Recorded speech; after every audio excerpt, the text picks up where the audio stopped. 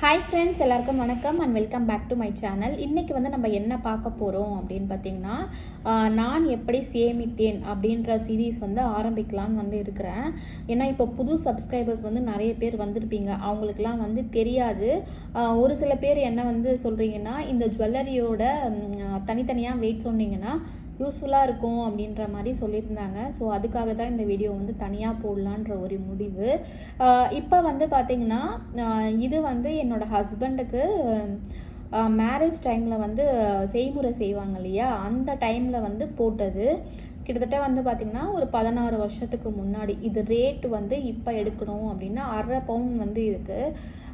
1 gram 10,000 ரூபாய் அப்படின்னா 4 gram 40,000 வந்து வந்துடும். எப்படி இருந்தாலுமே 40,000 ப்ளஸ் வந்து நம்ம ஒரு ஜிஎஸ்டி அப்புறம் மேக்கிங் சார்ஜஸ் அது இதுன்னு போட்டோம்னாக்கா ஒரு 45க்குள்ளே எடுக்கலாம்.